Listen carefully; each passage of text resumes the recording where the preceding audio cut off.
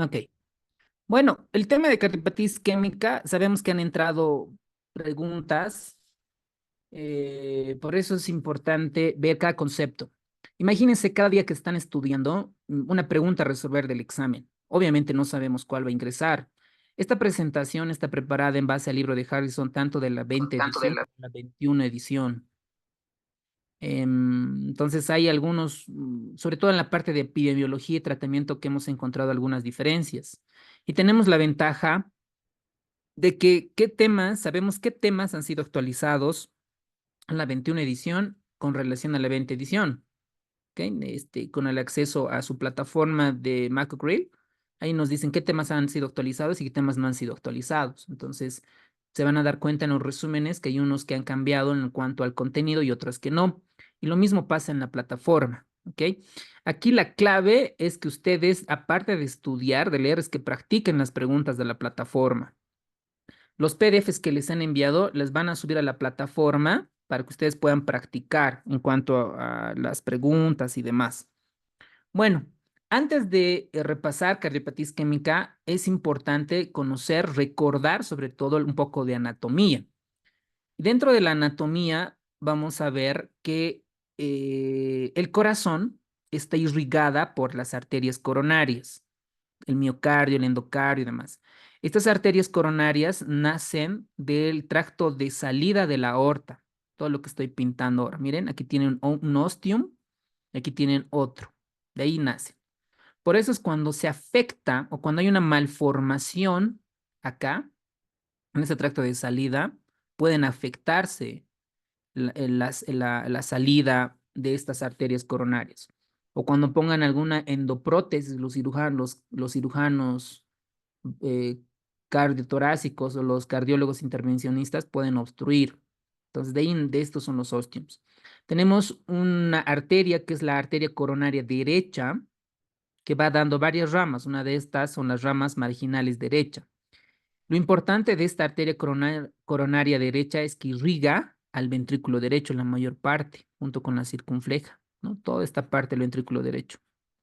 Entonces, cuando se obstruye, cuando hay un coágulo, una placa aterosclerótica rota, y se forma un coágulo, cuando la arteria coronaria repercute en el ventrículo derecho. Y el manejo hemodinámico del ventrículo derecho es diferente hacia el ventrículo izquierdo. Del otro lado nace la arteria coronaria izquierda principal, esta, la que estoy pintando. Y esta da dos ramas, que es la arteria circunfleja izquierda y la arteria descendente anterior izquierda. Ahora, ¿cuál de estas tres arterias es la que más se lesiona? Dependiendo qué cortes, qué artículos están, ¿no? La mayor parte es la descendente anterior. Hay otro término que han debido escuchar, es las enfermedades de tres vasos, dos vasos. Un vaso es obviamente cuando solo una arteria coronaria está involucrada. En este caso puede ser la arteria coronaria derecha. Cuando hay lesiones ateroscleróticas, tanto en la coronaria derecha, en la descendente anterior y en la circunfleja, ya son tres vasos. Entonces decimos que es una enfermedad de tres vasos. Y esto tiene que ver mucho, de aquí se extraen preguntas, sobre todo para las cirugías de revascularización o también para las cirugías de injerto. Entonces, esto es lo básico, porque esto repercute en el electrocardiograma. Cuando nosotros tenemos supradesnivel, infradesnivel, ondas Q, en el electrocardiograma podemos ayudarnos. ¿Qué arteria está obstruida? Esto es un electrocardiograma de 12 derivaciones que tiene B1, miren, B2, B3, B4, B5 y B6. Cuando yo encuentro alguna alteración del supradesnivel o infradesnivel o ondas Q patológicas en B1 y B2, es septal, septal. Cuando yo encuentro supradesnivel o infradesnivel o ondas Q patológicas en derivaciones B3 o B4, es anterior, anterior. Cuando encuentro supra o infradesnivel B5, B6, es lateral. ¿Por qué? Cuando es septal, ¿no? En B1, B2, la lesión, voy a cambiar acá un poco de color, la lesión puede estar acá, en la parte proximal de la arteria descendente anterior izquierda, acá, B1, B2. Cuando ya son más distales, pueden ver alteraciones B3, B4. Entonces, cuando encuentro alteraciones de B4, B3, B2, B1, digo anteroseptal, ¿no es cierto? Puede ser, es un infarto agudo de miocardio de cara. Si es B1, B2, B3, B4, puedo decir septo anterior. Permítame la batería. A ver. Ahora sí. Entonces, esto es importante para ver las caras. Y las clásicas preguntas que ingresan en los exámenes de la residencia, ¿cómo es un infarto agudo de miocardio de cara inferior? ¿Es cierto? Clásica pregunta en los exámenes de la residencia. Entonces, la cara inferior incluye B2, B3 y ABF. Entonces, el 70 como el 80% de los casos es responsable la arteria coronaria derecha. Esto sobre todo le ayuda al intervencionista para ver qué lado está lesionado. ¿Ok? Entonces, espero que haya quedado claro con relación a esto. Ahora, Amarillo, Carlos. Doctor, si le escucho, doctor, ¿cuál era su pregunta?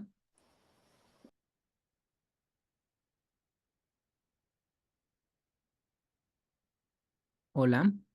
hola, hola. Hola, ¿me escucha? Sí, ahora sí, doctor. Dígame. Ah, sí, sí. Doc, perdón la molestia. ¿Podría volver a explicar lo anterior, por favor? ¿Del electro, las caras? Sí, por favor. Claro que sí. Muchas gracias. Cuando tenemos una alteración en el supradesnivel, ¿no? Del segmento ST o un infradesnivel, en B1, B2, eso se denomina septal. Ahorita les voy a mostrar un electro. Cuando tenemos alteración en el segmento ST, en la derivación B3 o B4, es anterior. Si es B5, B6, es lateral. Por ejemplo, a ver, vamos a buscar ahora, a ver, permítanme, un electrocardiograma, un electrocardiograma que tenga un infarto de cara inferior. Miren, infarto de cara inferior. ¿En qué derivaciones tendríamos que encontrar supra-infradesnivel? B2, B3, De 3 a B. En B2, B3 y ABF. Exacto, exacto. Entonces, vamos a ver este electrocardiograma. Este Cardioteca, que es un blog español, para todos los que van a ser internistas, cardiólogos, emergenciólogos, les recomiendo esta página. Van a aprender mucho, a mí me ha ayudado mucho. Miren, ustedes ven acá supradesnivel, miren, en derivación D3, supradesnivel. Si ustedes ven la cara B2, D3, ABF, ahí está el supradesnivel. Miren, aquí está un supradesnivel y en ABF. Entonces digo, este paciente tiene un infarto de infarto agudo de miocardio o un síndrome coronario agudo con elevación del segmento CT en la cara inferior. ¿Ok? Porque está en B2, B3, ABF. En B1, miren, no hay. Ahí está amputada la R. En B2 lo mismo, pero no hay supra ni infradesnivel. Algunos casos se pueden evidenciar imágenes de espejo. Otra, por ejemplo, vamos a poner infarto de miocardio de cara anterior o anterior extensa o septo anterior o anteroseptal. Anteroseptal. Si digo anteroseptal, ¿qué derivaciones deberíamos de buscar? B1, B2, B3. B1, B2, B3 y B4. Exacto. B1, B2, B3, B4. Entonces veamos este electro. Miren, dice, este es un infarto de miocardio anterior. Significa B3, B4, ¿no? Como hemos visto. B3, B4, anterior. Como estamos diciendo anterior septal, entonces en B1 y B2 igual deberíamos de encontrar, ¿no? Porque me dice septal. Entonces veamos el electro. Ahí tienen el electro. Miren, está amputada la onda R y tiene el supradesnivel. Miren en B1, supradesnivel B2, supradesnivel. Si solo estuviera el supradesnivel en B1, B2, sería septal. Pero además acá está en B3, B4, ya sería anteroseptal o septo anterior. ¿Se comprende? No sé, el doctor que me ha preguntado, ¿está bien? ¿Se entiende? Sí, doctor, muchas gracias. Perfecto. Si yo tuviera un supradesnivel, al doctor que nos ha preguntado, supradesnivel B5, B6, ¿qué tipo de infarto sería? Lateral. Lateral. Lateral. Lateral baja. Exacto. Infarto Lateral baja. comunitario de cara lateral. ¿Ok? Perfecto. Muy bien. Todos han comprendido esa parte. Entonces, así se lee un electro, ¿no? Está fácil. Ahora, siempre las clases intentamos comenzar con un caso clínico para ver para qué estoy aprendiendo, por qué me están preguntando. Lo voy a hacer rápido por cuestiones de tiempo en esta parte. En La Paz, un varón de 60 años de edad acude a la consulta de cardiología. ¿Por qué? Por dolor torácico. Ese es el motivo de consulta.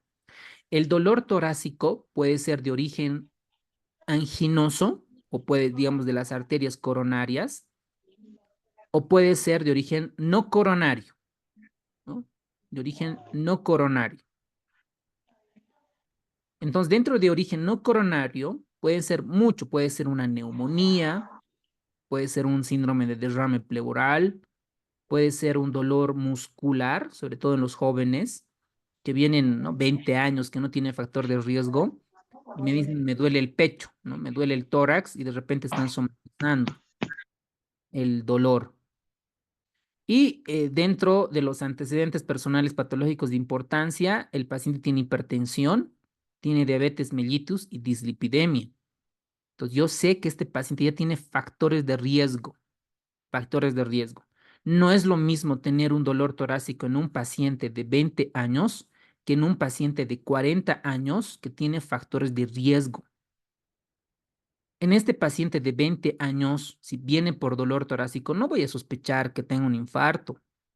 Lo primero a sospechar es que no está con ansiedad, no está somatizando, mientras que en este paciente de 40 años con factores de riesgo, sí tengo que pensar en un síndrome coronario agudo. Entonces, mucho depende del escenario clínico. Su tratamiento habitual está tomando 5 miligramos de amlodipino, un calcio antagonista, simvastatina 40 miligramos y 850 miligramos de metformin. Entonces, ese es nuestro caso clínico. Desde hace aproximadamente 4 meses tiene dolor torácico de características supresivas, que es característico de la cardiopatía isquémica, que se irradia el cuello con sensación acompañante de falta de aire, que todo el mundo lo sabe, ¿no? La característica del dolor torácico, que aparecía cuando realizaba esfuerzos moderados como subir más de 2 pisos o escaleras y desaparecía tras reposar unos 5 minutos. Entonces aquí los tiempos son importantes. ¿Cuánto es la presión arterial? Miren, 155/95. Y ustedes para el examen de la residencia tienen que dominar la clasificación de la hipertensión arterial, los estadios, según el Harrison, porque actualmente han cambiado las guías, algunos parámetros. Tiene un índice de masa corporal de 29. A la auscultación cardíaca, si un paciente viene con dolor torácico, tengo que el examen físico lo más detallado posible, el sistema cardiovascular, porque tampoco me voy a poner a ir a buscar, no sé, parte de la rodilla, la cadera, ¿no es cierto? Que eso importaría la parte de trauma. Entonces, cuando vean ustedes un paciente que viene por un problema cardiológico, es importante la parte semiológica cardiovascular. Y aquí nos dicen que revela tonos apagados, rítmicos, con soplo suave en la punta, sin frémito asociado y pulmones bien ventilados. Y este es el electrocardiograma. Lo primero es identificar, como todo cualquier electrocardiograma, ver si el paciente cumple criterios de ritmo sinusal. Es lo primero que tenemos que identificar. Entonces acá nos muestra un electrocardiograma con ritmo sinusal, con algunas extrasístoles auriculares, como ustedes ven aquí en la imagen. Miren, unas extrasístoles auriculares. Tiene un PR de 150, el eje está como a 30 grados, un QT de 360 y miren, se evidencia en derivación de 3. Miren, estas ondas Q. Me estoy pintando, voy a exagerar. Ondas Q. Aquí tienen otras ondas Q. Y T aplanadas en derivaciones de 3. Entonces, esto ya nos hace sospechar que el paciente tiene algún problema en la cara inferior y probablemente la lesión está en la arteria coronaria derecha. Y nosotros nos preguntamos, ¿cuál es la etiología frecuente de la cardiopatía isquémica o también llamada síndrome coronario crónico? ¿Qué es angina? ¿Qué es una angina estable? ¿Qué es una angina inestable? ¿Cuáles son los equivalentes anginosos? ¿Cómo se diagnostica la cardiopatía crónica estable? ¿Cuáles son los factores que reducen el suministro de oxígeno? ¿Qué factores aumentan? ¿Y cómo se produce el robo coronario? ¿Y qué medicamentos han demostrado aumentar la supervivencia en pacientes con cardiopatía isquémica? Todo el mundo lo sabe, esto nadie puede fallar, que la primera causa, etiología de la cardiopatía isquémica es la aterosclerosis. Nadie puede fallar esa pregunta. Pregunta para ustedes, ¿cuál es la diferencia entre la aterosclerosis y la arterioesclerosis? Bueno, hay muchos que se confunden. Pueden activar su micrófono. La aterosclerosis mayormente compromete los vasos medianos y grandes y la arteriosclerosis serían los vasos pequeños y los medianos, ¿no? Ya, estilo vasculitis.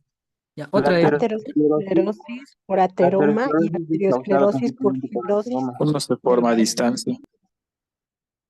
La aterosclerosis está más relacionada con una placa ateromatosa que va a reducir la luz y la arteriosclerosis, la rigidez de las arterias.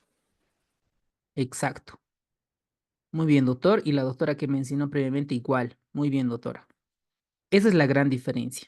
Cuidado que en el examen le pongan como opción arteriosclerosis. Cuidado. Es diferente la definición. Ambos, probablemente ambos, van a llegar a una disminución en la luz de la arteria. Digamos acá, va a disminuir. Una, la aterosclerosis, la disminución del lumen, es porque se están depositando grasa, lípidos, LDL, ¿no? Y esto disminuye y se forma la placa aterosclerótica. Mientras que la arteriosclerosis es disminución en la elasticidad. Ustedes saben que en la túnica media hay un colágeno tipo 4 denominada la elastina, que da la flexibilidad a las arterias. Cuando uno pasa los años, estas arterias se vuelven más rígidas por múltiples causas y una de estas, la disminución de la elastina producida por los fibroblastos. Entonces, cuidado en el examen, ¿no? La clave, la causa es aterosclerosis por dislipidemia. Y toda la fisiopatología que ustedes pueden involucrarlos a los factores de crecimiento de los megacariocitos derivados de plaqueta, a los receptores BCAM y CAM1, los linfocitos, y cuando la placa aterosclerótica se va depositando en la túnica media de los vasos sanguíneos coronarios, hay células macrófagos que van fagocitando, y a esto se denominan las famosas células espumosas. Y las células espumosas no son nada más que macrófagos cargados llenos de lípidos que están fagocitando, comiendo. Ustedes ven acá una biopsia con tinción de hematoxilina y eosina y ustedes ven acá la grasita, la placa aterosclerótica dentro de la túnica media de un vaso sanguíneo.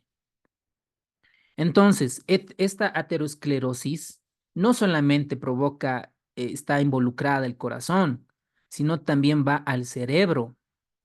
Entonces, cuando esta placa aterosclerótica involucra al cerebro, se producen los accidentes cerebrovasculares de tipo isquémico, los famosos strokes.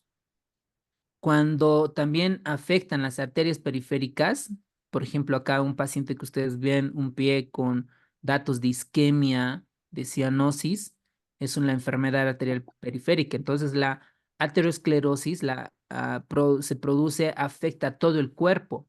Y hay una parte que el libro de Harrison menciona a los cuántos años de edad se va produciendo la aterosclerosis. ¿Qué dice Harrison? 20 años. Eso, A muy los bien. 20 años. Muy bien, doctores. 20 años, es decir, la mayoría de ustedes deben rondar entre los 23 hasta los 35 años más o menos. Entonces ya desde los 20 años nuestro cuerpo ya está pasando con esto, ya nuestros vasos sanguíneos están con grasita, ¿no? Está con placa aterosclerótica. Y también cuando afecta el sistema nervioso central, se produce la demencia vascular subcortical, que es la enfermedad de Binswanger. Y también en las arterias renales van produciendo la aterosclerosis y se va generando, en este caso, la hipertensión renovascular. Y en este caso lo que nos toca es la cardiopatía isquémica. Entonces, la cardiopatía isquémica no es nada más que un trastorno del miocardio donde recibe cantidad insuficiente de sangre y oxígeno y esto surge cuando hay un desequilibrio entre el aporte y la demanda de oxígeno. Por ejemplo, nosotros vamos a imaginar, esta es el músculo, el miocardio, ¿no? El músculo. Entonces, estas células, estos miocardiocitos, tiene una demanda. Dice, yo necesito oxígeno, necesito glucosa. Es la demanda. ¿Quién va a proveer los vasos sanguíneos? ¿No? En realidad, el eritrocito cargado con el oxígeno. Y también por ahí va a estar nadando la glucosa. Entonces, cuando este vaso sanguíneo está en un proceso de aterosclerosis, esta liberación de oxígeno, existe un desequilibrio. ¿Quién sufre? Estas células del corazón. Dicen, ya no tengo oxígeno, necesito oxígeno. Y si no recibe, puede llevar a la isquemia y necrosis. Entonces, tenemos una demanda y esta demanda interviene la contracción miocárdica, la frecuencia cardíaca, la presión arterial y el llenado ventricular. Y la oferta depende de la permeabilidad de este vaso sanguíneo y depende de la dilatación coronaria. Entonces, la causa de la cardiopatía isquémica es la aterosclerosis de las arterias coronarias epicárdicas. Nadie la puede fallar. Luego tenemos factores que reducen el suministro de oxígeno. ¿Por qué? Por la aterosclerosis, por ruptura de la placa, trombosis, estenosis, y estos son algunos vasoespasmos que alguna doctora o doctor mencionaba, el aumento de la frecuencia cardíaca y la anemia. Todo relacionado con mi disponibilidad de oxígeno, ¿no? Con la DO2. Ahí tenemos el eritrocito que va a suministrar el oxígeno al miocardio. Factores que aumentan la demanda de oxígeno, frecuencia cardíaca, el aumento de la poscarga y la anemia. ¿Qué enfermedad? A ver, los voy a esquematizar. Ahí tenemos el miocardio. Ahí. Este miocardio necesita oxígeno. ¿Qué enfermedad aumenta la poscarga? Insuficiencia cardíaca congestiva podría ser. Ya, No es la precarga, ¿no? La hipertensión arterial, doctor. ya, esa, muy bien. La hipertensión arterial sistémica. Otra, la estenosis aórtica. Por ejemplo, un paciente, ustedes saben que del ventrículo izquierdo sale la aorta, sale la aorta. Cuando hay una estenosis de la válvula aórtica, el ventrículo izquierdo ya no puede expulsar el volumen sistólico, ¿no? Le cuesta expulsar.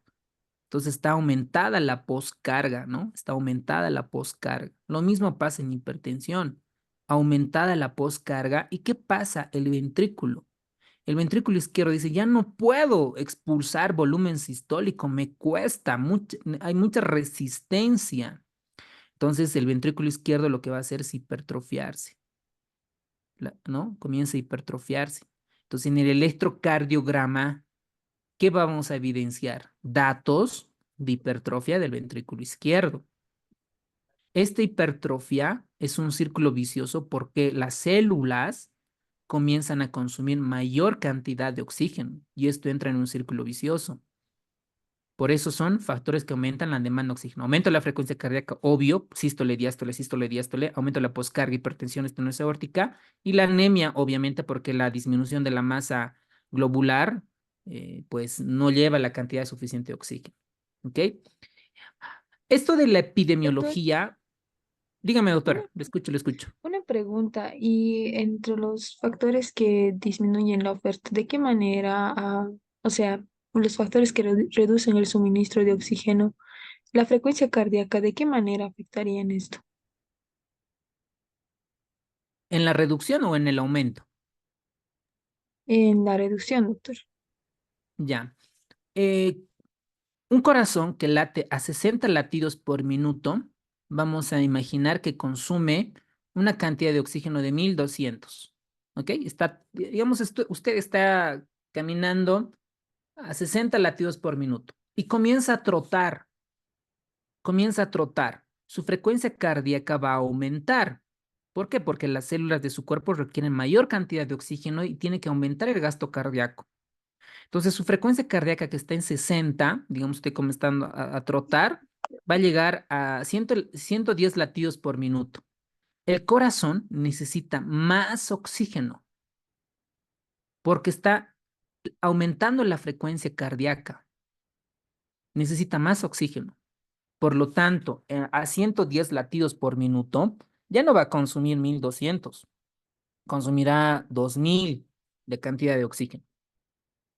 Ahora, esto es cuando aumenta la demanda de oxígeno.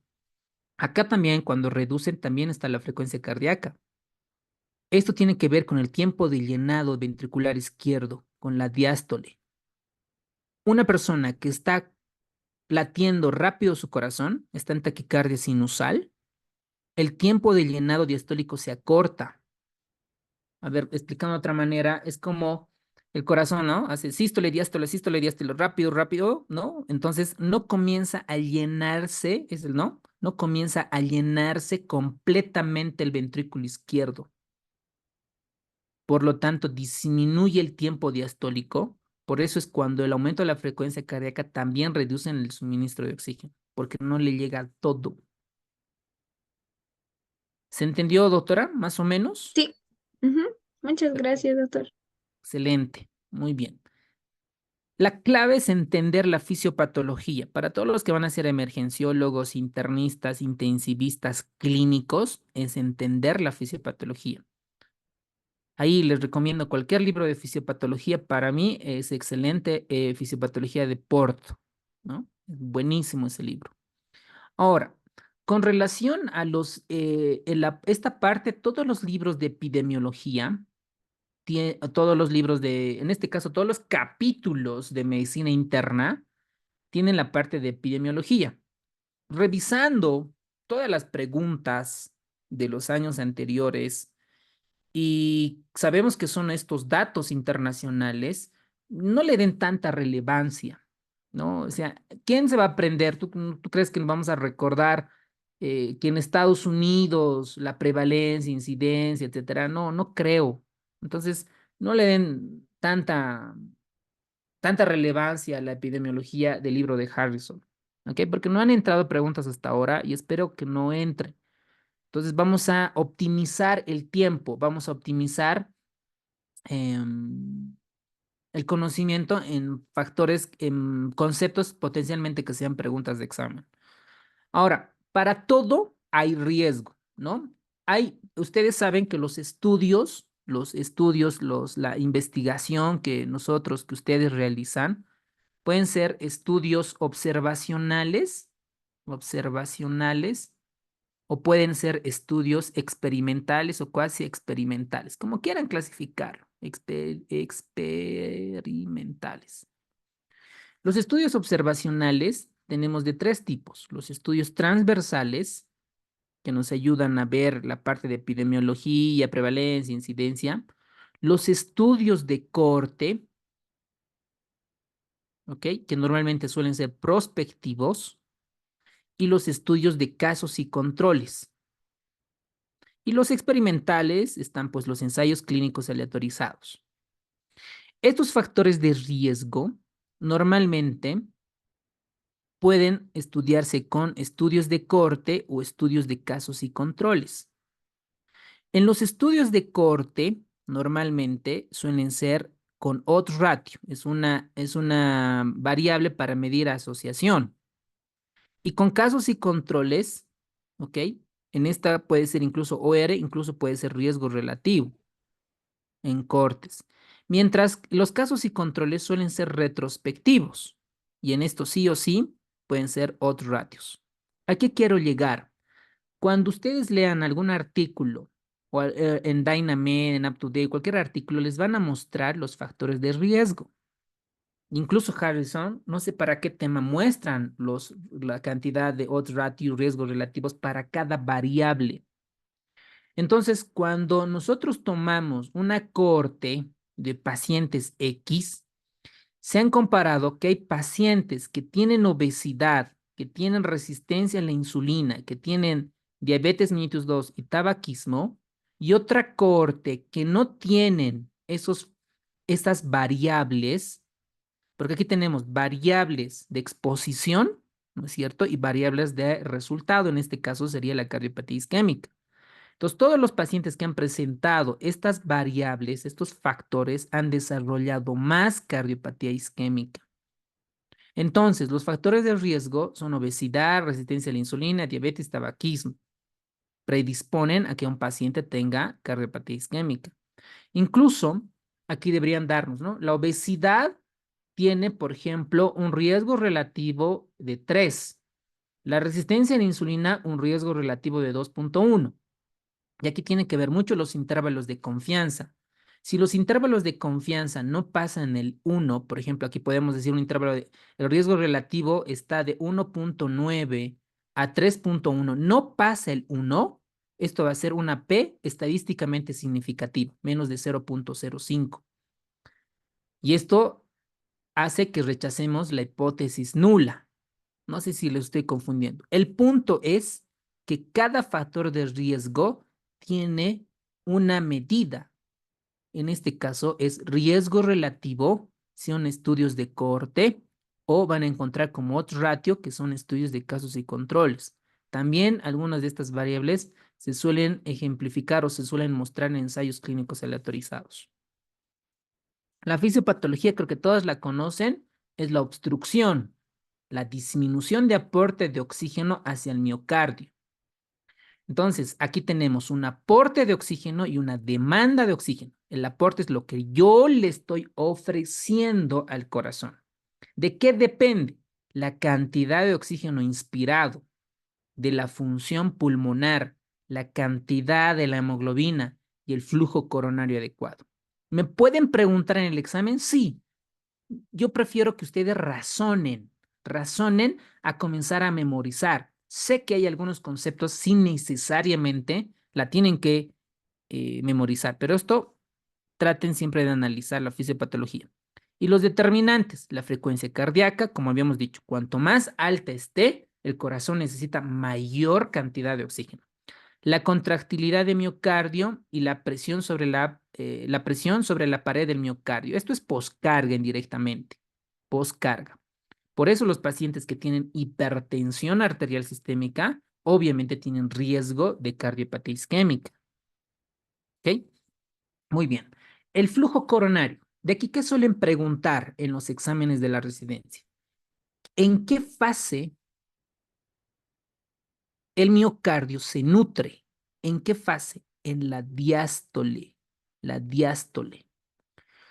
Entonces, cuando un corazón, un miocardio está sufriendo, tiene isquemia miocárdica, le llega menos cantidad de oxígeno, lo primero que se va a alterar es la diástole.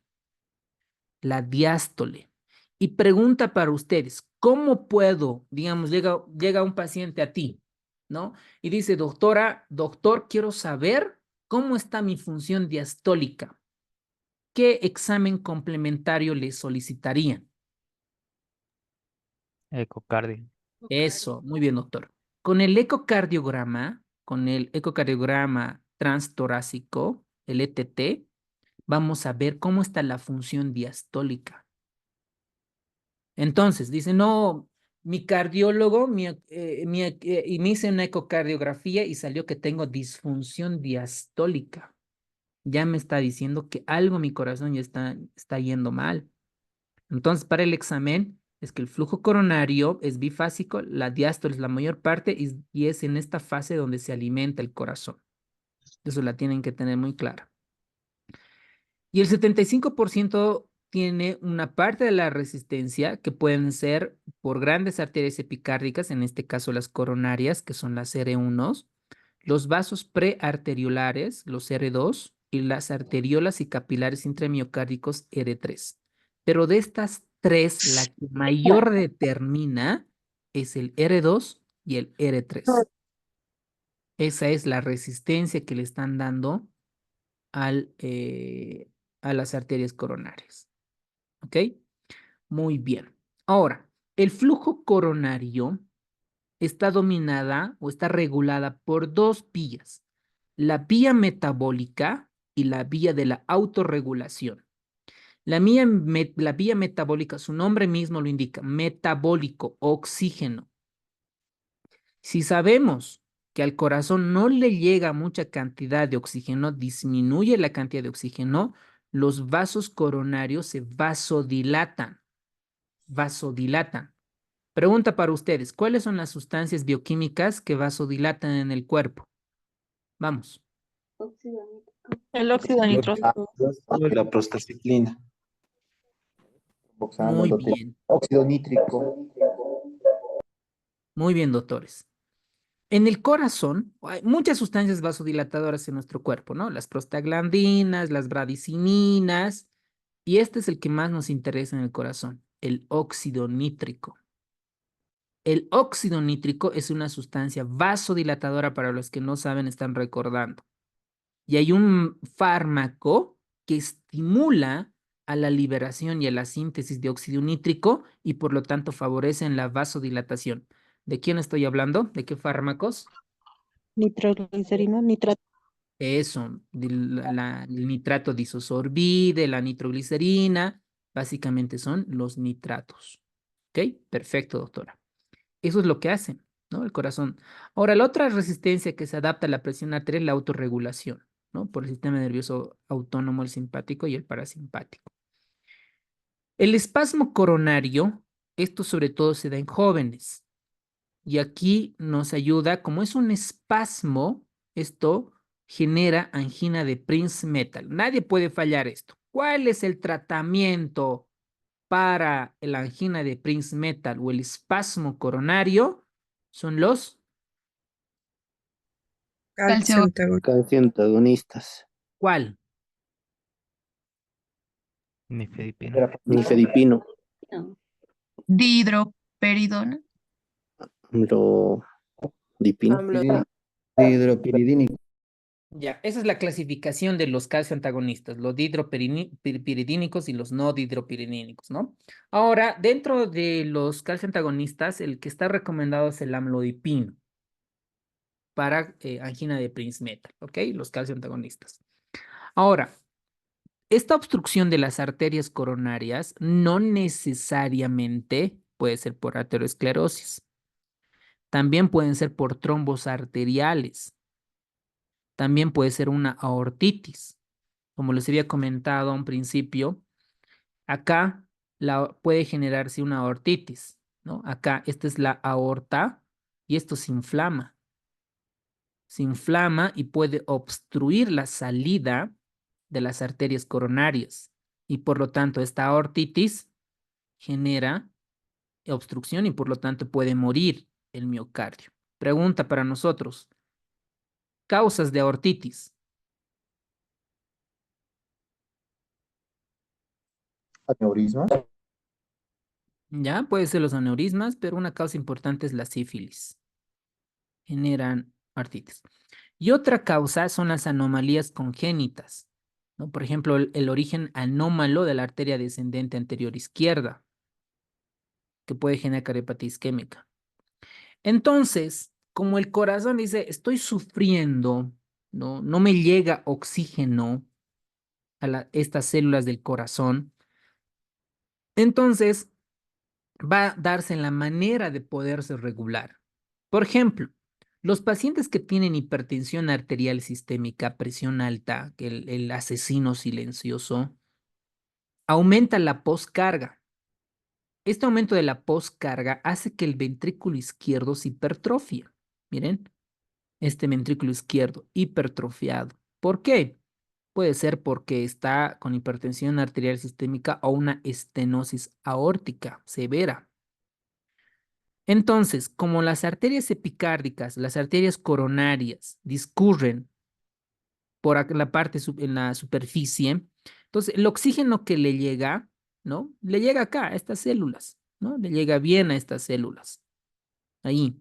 Pero el oxígeno a medida que va pasando, no le llega completamente al endocardio. Por eso suele haber acá isquemia subendocárdica. Y la isquemia subendocárdica en el electrocardiograma, ¿cómo lo evidencio? Con descenso del ST y Depresión del segmento ST. Eso, muy bien, doctores. Bien, buenísimo. Entonces, un paciente puede tener ya lesiones subendocárdicas. Obviamente, la anemia hemos comentado, y lo mismo, ¿no? Cuando el glóbulo rojo está enfermo, en vez de cargar oxígeno, lleva dióxido de carbono, carbaminohemoglobina, carboxihemoglobina, monóxido de carbono, también obviamente van a afectar. Y la angina microvascular es una constricción anormal con la imposibilidad de dilatarse las arterias coronarias y lleva a las anginas microvasculares. Es un concepto que lo refiere Harrison, pero pues nosotros no decimos en diagnóstico si el paciente tiene angina microvascular, eso tenemos que hacerlo por cateterismo cardíaco. Aquí Harrison nos explica un poco cómo es la macrocirculación y cómo es la microcirculación. Sabemos que la microcirculación comienza con las arterias pequeñas menos de 400 micrómetros de diámetro. ¿Por qué es importante? La macrocirculación, señores, se encarga del flujo coronario, del flujo y del transporte. La macrocirculación, las arterias epicárdicas que miden más de 400 micrómetros. Las arterias de la microcirculación controlan la presión, los metabolitos, y el metabolismo puede ser por regulación e intercambio. Entonces, cuando a alguien les preguntan dónde se genera mayor resistencia total al flujo, sobre todo en las arteriolas, menos de 100 micrómetros. Si yo quisiera, digamos, están postulando más de 2,000 personas y solo tengo 5 puestos, y si realmente quiero aplazarles, preguntaríamos esto, una pregunta así súper cerrada. ¿Qué arteriolas o de qué diámetro es el mayor porcentaje de la resistencia total al flujo de arteriolas menos de 100 micrómetros? Miren, aquí cómo está esquematizado, de color lila. Recién aquí comienzan a aumentar el porcentaje de la resistencia en arteriolas menos de 100 y posteriormente comienzan a disminuir. ¿Y dónde se genera el intercambio? Digo, te doy oxígeno, me devuelves dióxido de carbono en capilares menos de 10 micrómetros. Obviamente son conceptos muy detallados, ¿no? Muy profundos para ver estos. Ahora, eso es con relación a la cardiopatía isquémica. A la aterosclerosis coronaria tiene sus propios factores de riesgo y estas las deben comparar con factores de riesgo para cardiopatía isquémica, ¿no? Aquí es obesidad, resistencia a la insulina, diabetes mellitus tipo 2, tabaquismo. Estos son factores de riesgo para cardiopatía isquémica. Mientras para la aterosclerosis coronaria tenemos dislipidemia, tabaquismo, hipertensión y diabetes. Suelen ser casi similares. Si tú vas a postular a una especialidad que tiene 1 o 2 puestos, por ejemplo, no sé, neurocirugía, dermato, gastro, que son especialidades hiperpeleadas, tienes que llegar a dominar esto. No hay otra, ¿no? Realmente entrar a ese primer lugar y que nadie te pueda arrebatar tu puesto. Ahora, dentro de la aterosclerosis hay factores de riesgo, pero también hay la sangre vulnerable, la sangre que favorece a este mecanismo fisiopatológico, y una de ellas es la LDL. Hay una pregunta que se les hemos enviado en PDF. ¿Cuál de estos variables de lípidos es la más heterogénica y es la LDL. También están involucradas el factor hístico, el fibrinógeno, el factor de von Willebrand, el factor 7, que van a generar a que esto sea una sangre vulnerable. Y esto predispone a la hipercoagulabilidad e hipofibrinólisis. Entonces, tenemos la aterosclerosis y el estado de hipercoagulabilidad. Entonces, por alguna razón, esta placa aterosclerótica que está en la túnica media se rompe, ¿no? Se rompe y lo que va a generar es la adhesión y la agregación plaquetaria. Van a generar las plaquetas, se van a formar el famoso coágulo y se activa la cascada de coagulación. Entonces, ahí se genera, ¿no?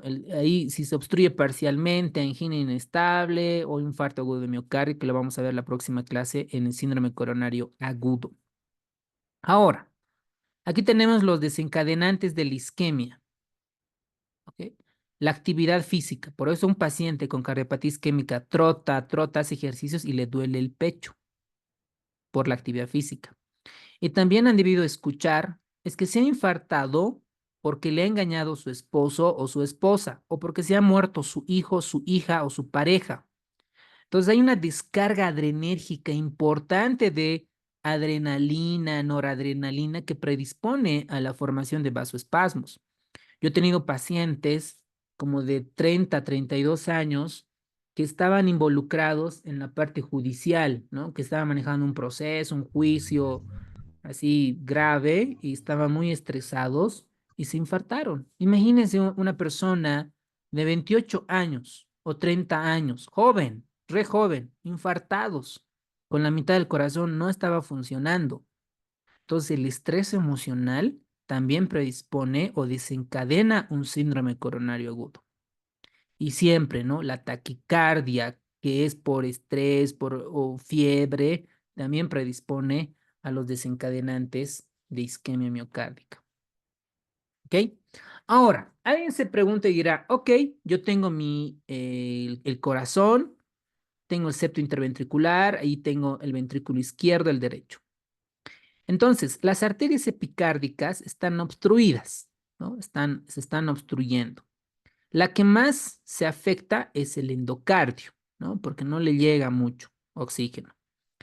Entonces, esta isquemia lo que va a provocar es una hipoperfusión. Le llega menos cantidad de oxígeno al miocardio. Esta hipoperfusión va a generar tres cosas. Eso no se pueden olvidar, señores. No pueden olvidarse.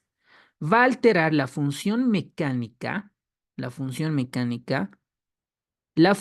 bioquímica y la función eléctrica. Entonces, ¿cómo vamos a identificar la alteración mecánica? Por ecocardiografía. Entonces, si nosotros buscamos, a ver, nos vamos a ir acá nos vamos a ir a YouTube. Vamos a buscar discinesia, hipocinesia, bla, bla, bla. Vamos a ver. ¿Sí están viendo mi pantalla? No. No. No, no se puede. No, doctor, no se No se puede. Perdón, ahorita voy. Hipocinesia, discinesia y asinesia. Asinesia. Por ecocardiografía. A ver, ¿dónde estás? Aquí estás. En este video que Ahí está. ¿Dónde está el zoom?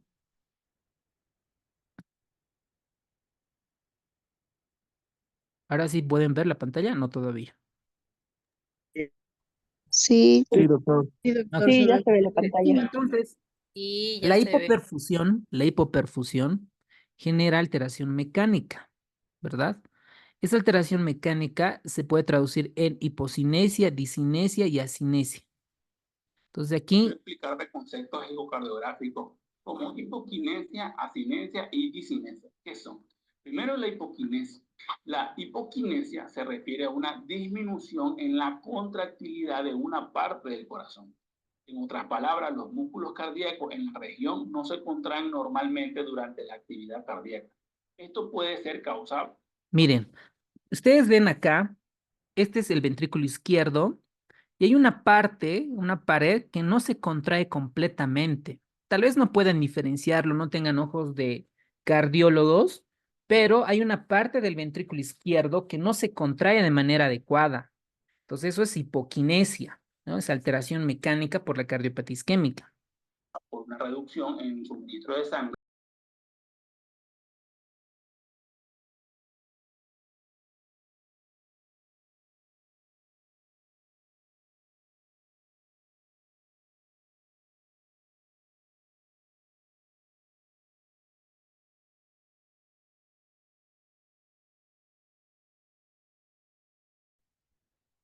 Doctor, no se escucha.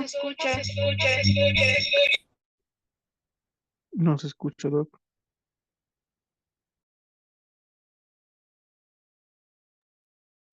Del corazón. En otras palabras, los músculos cardíacos en la región no se contraen normalmente durante la actividad cardíaca. Esto puede ser causado por una reducción en el suministro de sangre o por un daño en el área del músculo cardíaco. La hipoquinesia puede afectar a una parte del corazón o a varias partes y su severidad puede variar desde leve, moderada o hasta grave. El otro concepto es aquinesia. La aquinesia es una condición en la que una parte del corazón no se contrae en absoluto durante el ciclo cardíaco. A diferencia de la hipoquinesia, donde hay una contracción reducida, en la aquinesia no hay contracción en absoluto en la región afectada. Esto puede deberse a un bloqueo total del flujo sanguíneo hacia esta área o una lesión grave en el músculo cardíaco que impide la función normal. Y por último, tenemos la disinesia. La disinesia se refiere a un tipo específico de anomalía en la contracción del músculo cardíaco. En condiciones normales, durante un ciclo cardíaco, el músculo cardíaco se contrae y se relaja de manera coordinada y sincronizada, para así poder bombear la sangre de manera eficiente dentro y fuera del corazón. Sin embargo, en la disinesia, esta contracción se vuelve anormal. En la disinesia, en lugar de contraerse de manera uniforme y coordinada, el músculo cardíaco en una región específica del corazón puede moverse de manera irregular o paradójica. Esto significa que en lugar de contraerse durante la fase de eyección del ciclo cardíaco, la región afectada puede moverse en la dirección opuesta, lo que interfiere con el bombeo eficaz de la sangre. En resumen, mientras que la hipoquinesia implica una contracción reducida en una parte del corazón, la aquinesia implica ausencia total de contracción y la disinesia se refiere a una contracción anormal o irregular en esa área. Estos son los términos importantes de la ecografía que ayudan a describir la función del corazón y a identificar posibles problemas cardíacos de contractilidad, principalmente en la cardiopatía isquémica. Bueno, espero que esta información te haya sido de utilidad. Si es así, pues regalarnos un like, compartirlo y haz que este video sea visto por muchas personas. ¿Comprendieron? ¿Hay alguna pregunta de la alteración mecánica? Está bien, ¿no? ¿Verdad? Entonces, la alteración mecánica genera esas alteraciones, ¿ok? Ahí lo que le... Perdón, doctora. Hola. Ok. Aparte de eso, dentro de esta alteración mecánica puede llegar a fallo de bomba. Y este fallo de bomba va a generar insuficiencia cardíaca, ¿no? Porque está disminuida la fracción de eyección del ventrículo izquierdo, la FEBI. También existe alteración bioquímica. Y dentro de las células lo que va a existir es aumento del calcio. Y las anomalías eléctricas que estas han sido preguntadas ya en los exámenes de la residencia, tanto en Bolivia y en otros países, casi siempre ingresa. Y lo que vamos a tener es alteración en la repolarización. Recuerden ustedes la onda P, Q, R, S y la onda T. Y en esta fase, en la fase de repolarización, es donde existe alteración, específicamente en el segmento ST y en la onda T. Entonces, Cuando existe inversión transitoria de la onda T, miren, voy a dibujar la onda P, la onda Q, R y la T negativa. Miren, T negativa, T negativa. Esta T negativa lo que me dice es que existe isquemia intramiocárdica. Onda T negativa, isquemia intramiocárdica. Onda P, QRS y segmento ST disminuido. A ver, voy a dibujar algo mejor. No sé si tengo espacio. A ver, veamos esto.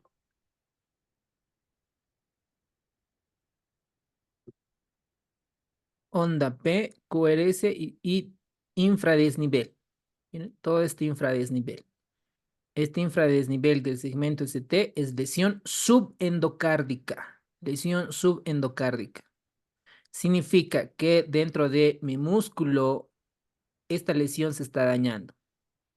Mientras que la isquemia transmural o el supradesnivel, la onda P, ahí tenemos supradesnivel del segmento ST, supradesnivel, ¿no? Estoy exagerando, entonces la lesión es transmural, todo esto. Pero además, en el electrocardiograma se puede evidenciar la taquicardia ventricular y la fibrilación ventricular. Ambos son arritmias malignas. Y a un principio de la clase decíamos, ¿no? ¿Por qué un paciente con cardiopatía isquémica puede fallecer? Por muerte súbita. ¿Y por qué es la muerte súbita? Porque tienen arritmias eléctricas, o sea, tienen alteraciones eléctricas que produce la isquemia. ¿Y cuáles son esas arritmias malignas? La taquicardia ventricular y la fibrilación ventricular. Y otro concepto que nos han preguntado también en el examen como caso clínico son los puntos de corte. Entonces, es reversible menos de 20 minutos y más de 20 minutos y existe necrosis. Esto es infarto, ya es un infarto agudo de miocardio. Y esto se puede traducir en el electrocardiograma o en la elevación de las troponinas. ¿No? Fácil. Muy bien. Aquí tenemos las imágenes. Miren, esta es una inversión transitoria de la onda T. Miren, la onda T negativa, otra onda T negativa, otra onda T negativa, que es isquemia intramiocárdica. ¿Quién habla ahí? Depresión- Un amigo de acá. Su amiga de este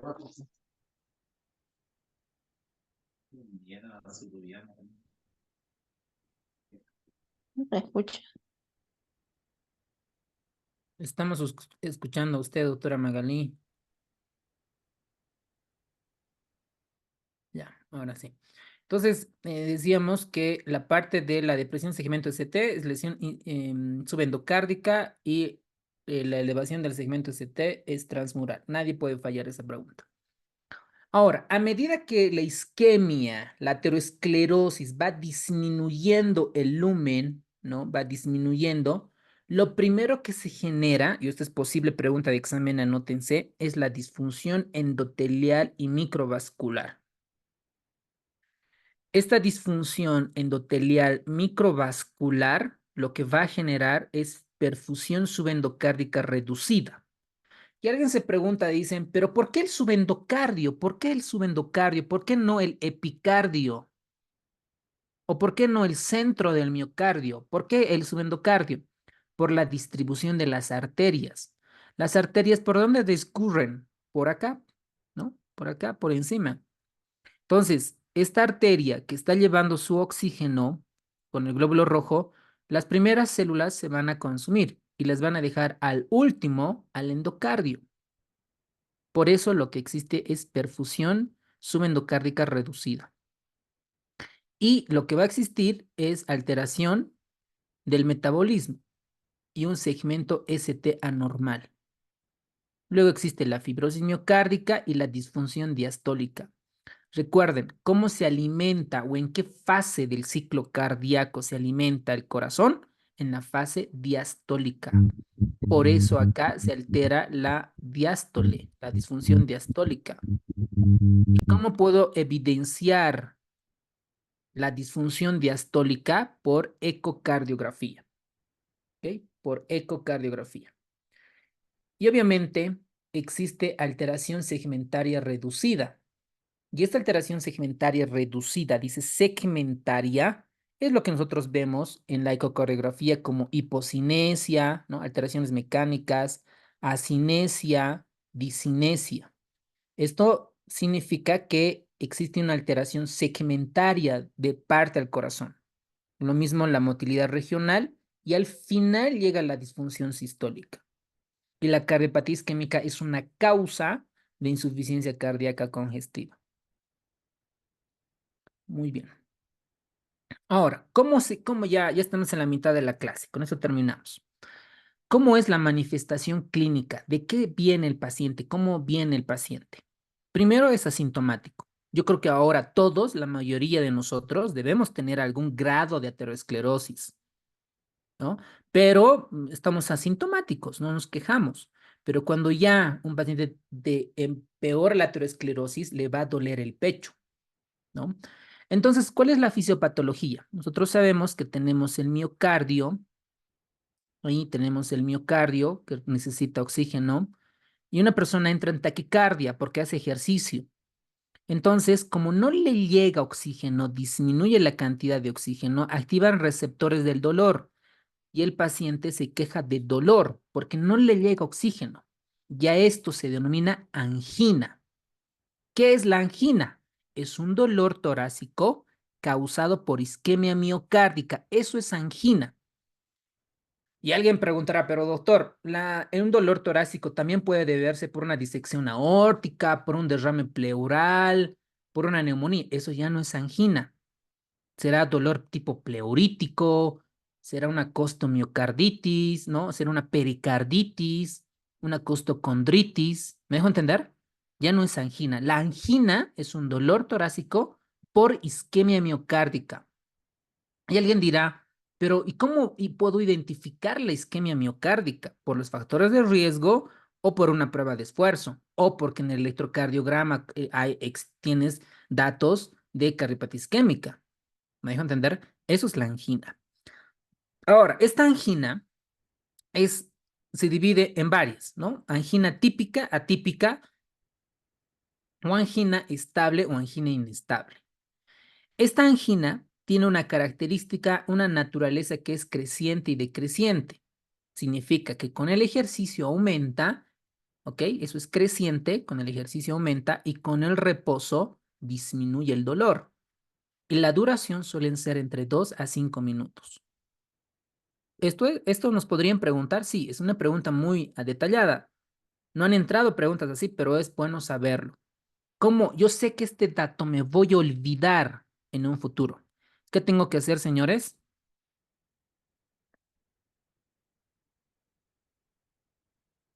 Flashcard. Exacto, tienen que hacerse una flashcard en su Excel en la nube. Porque no van a hacer de todo, ¿no? Porque les va a quitar mucho tiempo. Y el dolor de la angina, ustedes saben que normalmente se irradia a los hombros y a los brazos. Si es un dolor que se irradia a los trapecios, ya no es de origen isquémico. Esto pudiera tratarse más de una pericarditis. Trapecio, pericarditis, trapecio, pericarditis, trapecio, pericarditis. ¿Ok? No se pueden olvidar. Y la angina estable normalmente puede ser desencadenada por el frío. Estas épocas, como está haciendo mucho frío en toda Bolivia, clásico, ¿no? En las mañanas llegan pacientes a urgencias por dolor de pecho. Clásico, por neumonía, resfrío. El estrés, el ejercicio. Si suele durar menos de 20 minutos o que este dolor cede con administración de nitroglicerina o reposo. Esa es la característica de una angina estable. Y todo lo que no cuadra con esto es una angina inestable. Por ejemplo, que no cede con el reposo, ¿no? Principalmente a eso se denomina anginas inestables. Entonces, el paciente llega con este signo de Levine, ¿no? Donde refiere que el paciente se toca el pecho porque le duele y viene con este signo. Hay pacientes que les duele el pecho cuando están en reposo, ¿no? Digamos, están acostados, están reposando y a eso se denomina angina de decúbito.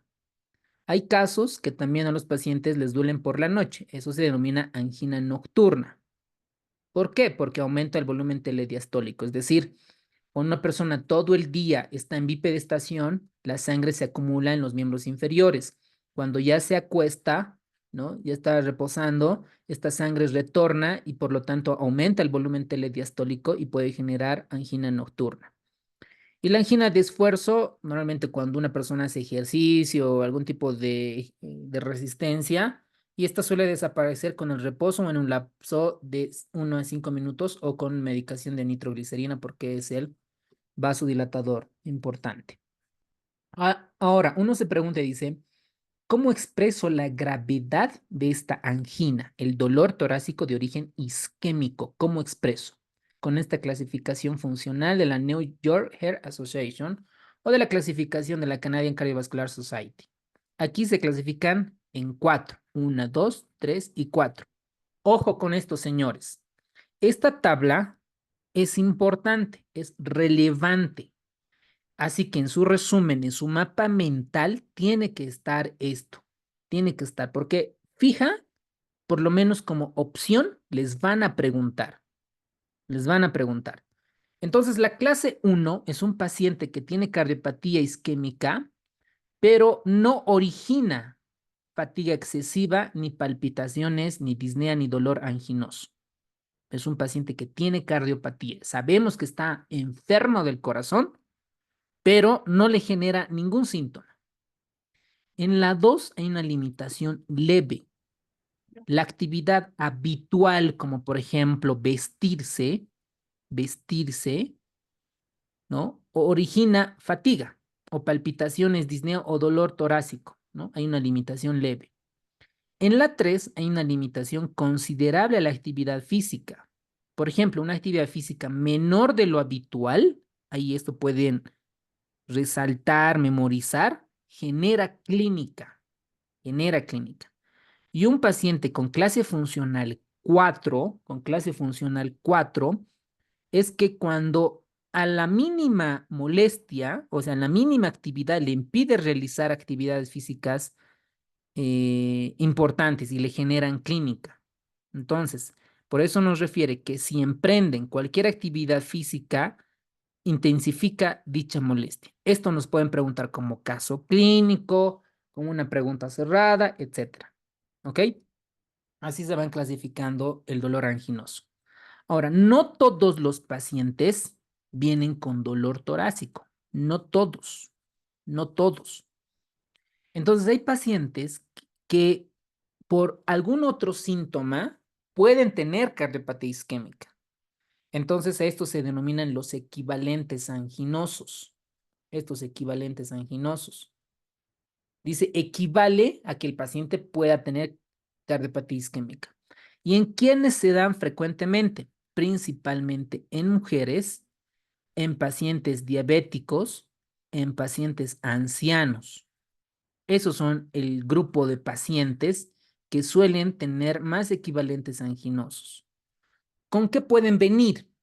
Pueden venir con disnea, con náuseas, con fatiga y desmayos. Y estos pueden decirnos que pueden tener cardiopatía isquémica. Y alguien dirá, nos preguntará, ¿y qué vamos a hacer en estos casos? ¿Cómo los vamos a abordar? Les vamos a pedir pruebas de esfuerzo para ver si realmente tiene alteraciones. ¿Ok? De la angina vasoespástica, sabemos que son de origen transitorio, que está relacionado con el tabaquismo, cocaínas, anfetaminas, y el tratamiento son los antagonistas de calcio. Muy bien. ¿Qué otras causas más, qué otras molestias torácicas más pueden tener, pueden generar clínica? Una de ellas es cardiopatía microvascular. La cardiopatía microvascular principalmente se detecta con pruebas de reactividad coronaria, por ejemplo, a la adenosina, acetilcolina y nitroglicerina. Obviamente esto no es frecuente, no debería de preguntarse en un examen de la residencia porque pues esto ya es más un poquito de subespecialidad. Sin embargo, aquí se han demostrado que puede haber una nocicepción cardíaca anormal y si hay una nocicepción cardíaca normal, el tratamiento es la imipramina. ¿Ok? Posible pregunta de examen, imipramina para nocicepción cardíaca anormal. La exploración física. Llega el paciente, te dice, doctor, me duele el pecho, ¿no? Me duele el corazón. ¿Y de cómo sabe que le duele el corazón? Porque hago ejercicio, me duele y reposo o tomo mi nitroglicerina y cede el dolor. Perfecto, es un dolor anginoso. No es por neumonía ni por derrame pleural. Lo reviso. ¿Qué voy a buscar? Voy a buscar si el paciente tiene aneurisma de aorta abdominal, soplos, los pulsos arteriales cómo están. Voy a buscarle datos de dislipidemia como xantomas, xantelasmas, fondo de ojo, anemia. Le voy a pedir TSH, T3, T4 para ver cómo están las hormonas tiroideas, cardiomegalia, soplos. Hago hincapié en el sistema cardiovascular. ¿Qué le voy a pedir en el laboratorio? Le voy a pedir hemograma, le voy a pedir glucemia, creatinina, NUS, electrolitos, perfil lipídico, todos estos. Muy bien. Y aquí lo que nos resalta es que dentro de los reactantes de fase aguda, tenemos un predictor de riesgo independiente que es la proteína. Entonces, cuando está elevada la proteína C reactiva, es un riesgo independiente para cardiopatía isquémica. Eso es clave.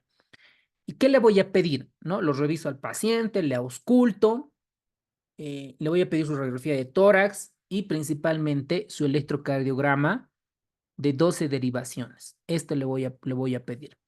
Y en este electrocardiograma de 12 derivaciones, ¿qué voy a encontrar? ¿Qué cosa pudiera encontrar? Obviamente, las alteraciones eléctricas, cambios en el segmento ST, datos de hipertrofia ventricular izquierda. ¿Por qué pudiera tener hipertrofia? Porque tiene hipertensión arterial sistémica y sabemos que está alterada la poscarga. Alteraciones de la conducción intraventricular, cambios dinámicos en el segmento y en la onda T. En resumen, cambios en el segmento ST y onda T con datos de hipertrofia ventricular izquierda. Ahora, llega un paciente, dice con dolor en el pecho, ¿no? Llega un paciente con dolor en el tórax y no sabemos si realmente es cardiopatía isquémica. Tú dices, esto podría ser un espasmo esofágico difuso, pudiera ser una neumonía, pudiera ser un derrame pleural. A ver, ¿qué vamos a hacer para ver si realmente el paciente tiene cardiopatía isquémica? Le pedimos una prueba de esfuerzo. Entonces, esta prueba de esfuerzo es un paciente que está monitorizado con tensiómetro, bla, bla, bla, presión arterial, signos vitales, etcétera, y se demuestra alteraciones electrocardiográficas. Entonces, por ejemplo, esto es un paciente que está en reposo. Miren, vamos a imaginarnos que esta es la derivación D2 o la D2 larga. ¿Ok? Entonces ahí tienen la onda P, Q, R, S, I, normal. Al paciente se le somete a la prueba de esfuerzo, ejercicio. Y aquí dice, ¿no? En derivación B4 se ve en reposo, panel superior, es esta, ¿no es cierto? Después de 4.5 minutos de ejercicio, al paciente se le hace trotar, ¿Qué ven en esta imagen? ¿Qué es esto? Exacto, un descenso del segmento ST. ¿Qué nos traduce? Que hay una lesión. Perfecto. Endocárdica. Entonces, decimos, este paciente tiene prueba de esfuerzo positivo para isquemia. Entonces, en los exámenes de cardiología, para los cardiólogos, les dicen cuándo se dice una prueba de esfuerzo que es positiva. Cuando el segmento ST existe una depresión plano descendente mayor a 0.1 milivoltios por debajo de la línea basal. Es decir, del segmento PR que dura más de 0.08 segundos. Esto es un concepto ya de cardiólogo, que un médico general pues no necesariamente tiene que saber esto, ¿ok? Pero así más o menos se traduce, porque esto es un simple, ¿no? Es algo muy simple, porque al final de esto tienen varios protocolos. Ahora, ¿cuándo se interrumpe una prueba de esfuerzo? ¿Cuándo decir, no, señor paciente, tranquilo, ya no vamos a continuar con la prueba de esfuerzo? El paciente se queja de dolor torácico, el paciente tiene disnea, mareos, hay una depresión del segmento ST mayor a 0.2. Lo vamos a infartar al paciente. Disminución de la presión arterial sistólica más de 10 milímetros o algún tipo de arritmia ventricular que pueda llevar a la muerte súbita. Estos voy a interrumpir. ¿Ok? Estos han sido preguntados en los exámenes de la... No, esto es profundo, este es un concepto ya de cardiólogo. Entonces, para los que van a ingresar a los primeros lugares, pues probablemente tengan que memorizarlos todos estos datos. Pero pues les estoy dando la lógica más o menos, cuáles son los criterios. ¿Ok? Muy bien. Ahora, hay otras pruebas de esfuerzo que no deben realizarse en estos escenarios clínicos, que no es relevante para el examen de la residencia, y hay otros métodos de estudio para ver si el corazón tiene datos de isquemia miocárdica. Ahí vamos a encontrar la perfusión miocárdica de reposo. Aquí tenemos un miocardio sano, aquí tenemos un infarto no transmural de pared inferior, y aquí un infarto transmural donde la perfusión miocárdica está alterada. Estos pruebas de esfuerzo pueden ser generadas por radioisotopos, sobre todo el talio 201 o tecnesio 99 con ese STAMI-B, que puede hacerse durante el ejercicio. Y alguien dirá, pero doctor, si el paciente está amputado, si el paciente está en silla de ruedas o no puede movilizarse, ¿qué hacemos? Hacemos la prueba de esfuerzo farmacológico. ¿Qué dice Harrison? ¿Qué medicamentos se utiliza? Pueden activar su micrófono. O revisen el resumen o el libro de Harrison. ¿Qué fármacos están indicados para prueba de esfuerzo farmacológico? Vasoactivos, adenosina, Adenosina. talio, Dipiridamol. Atropin.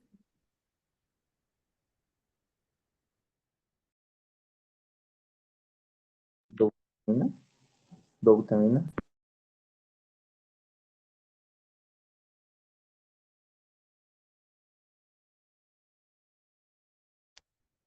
dipiridamol,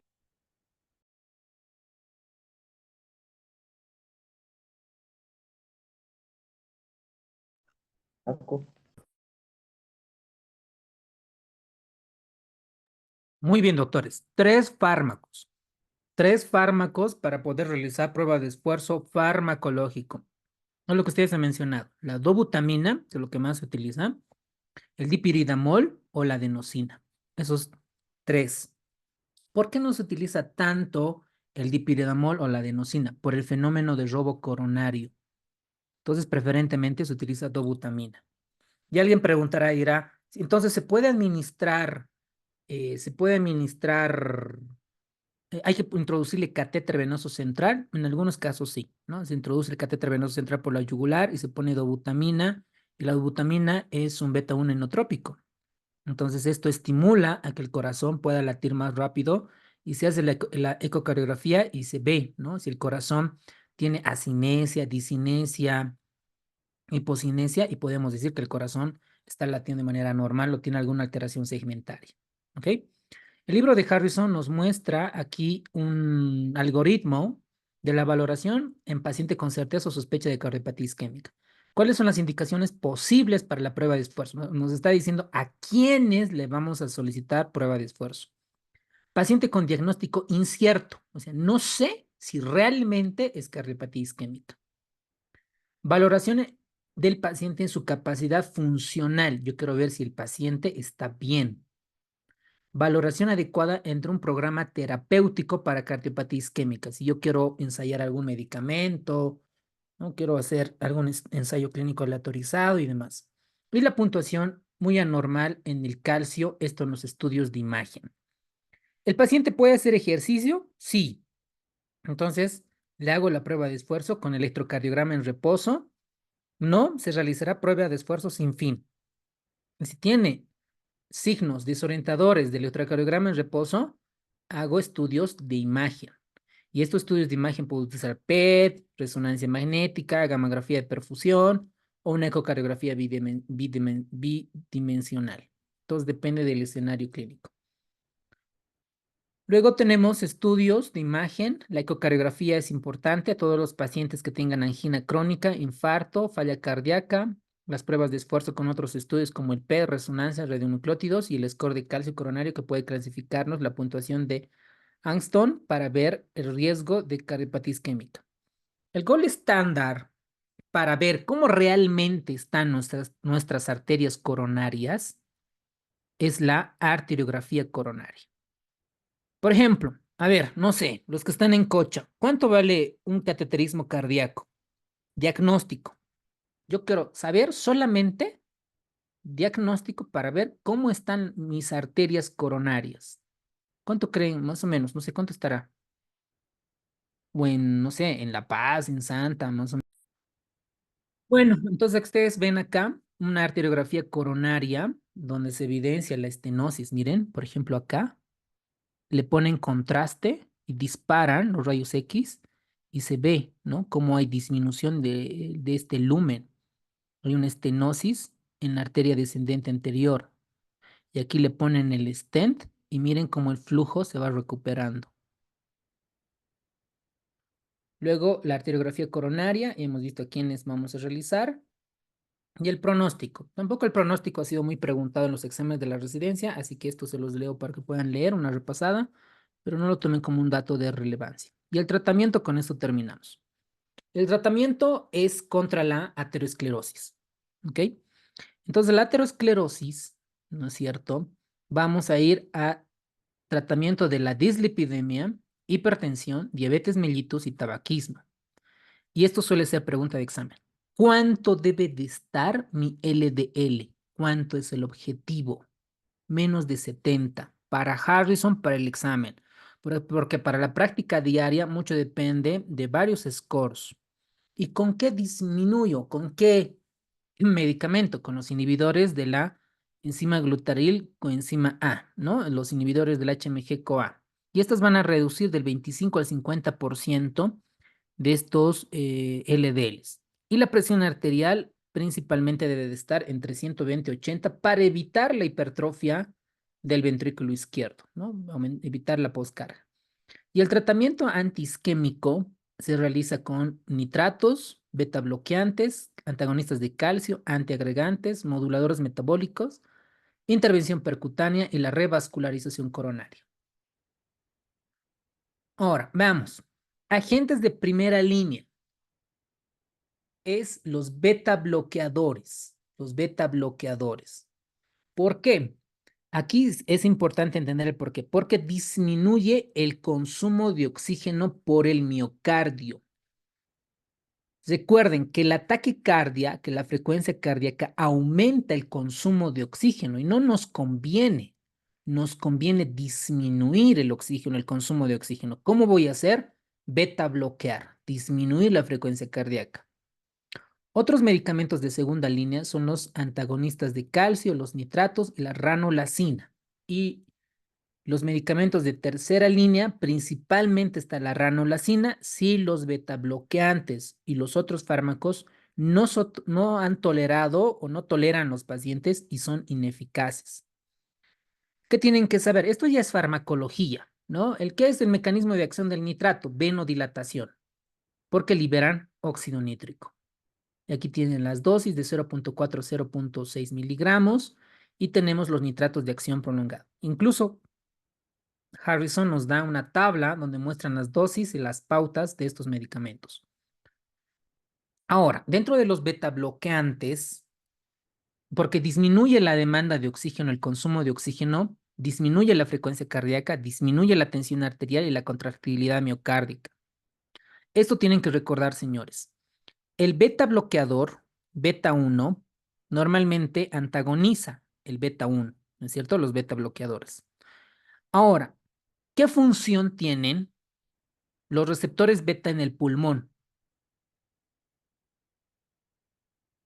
Broncoconstricción.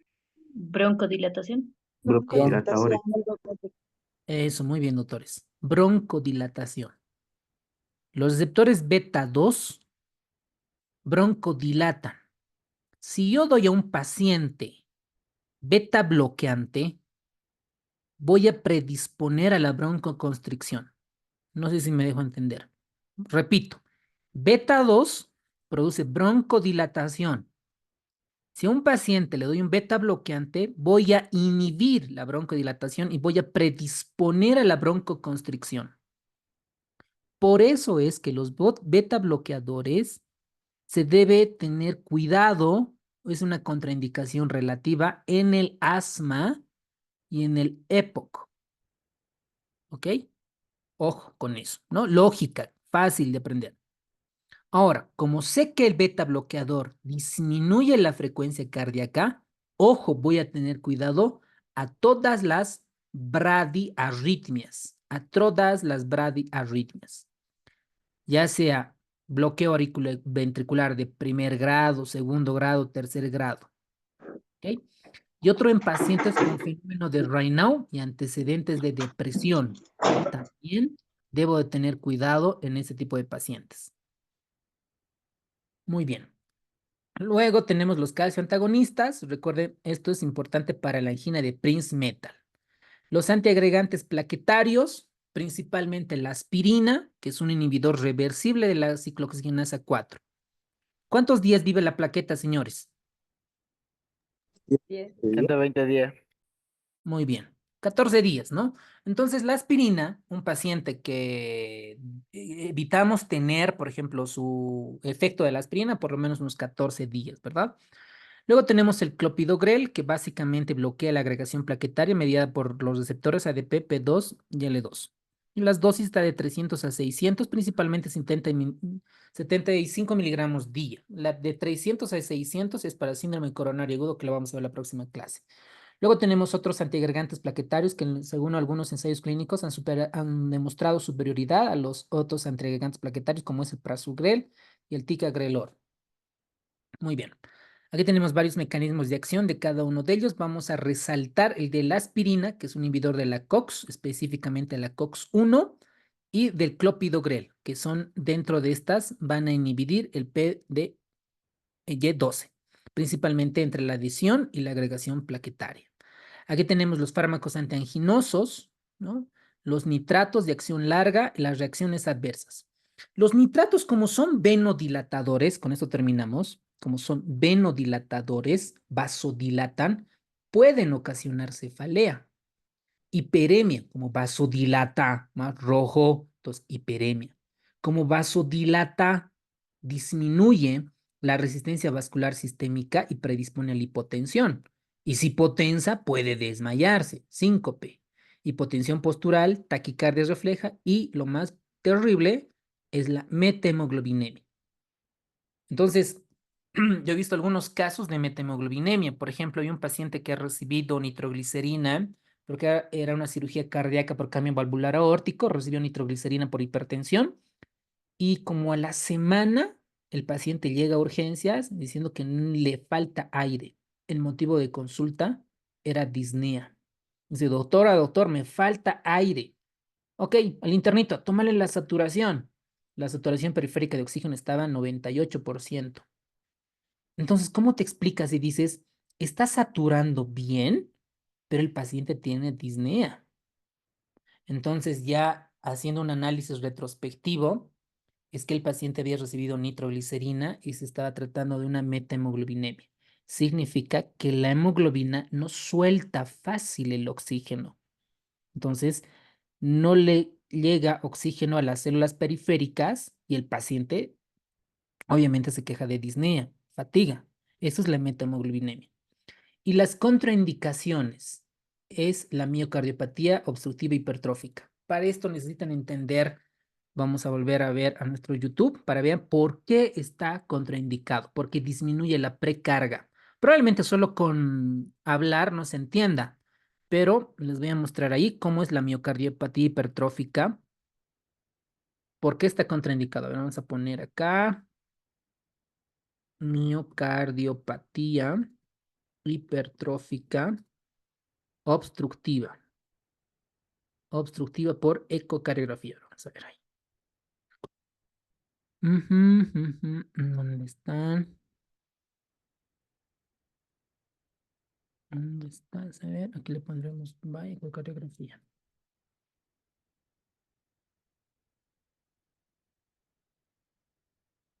Aquí está. Esta está bonita.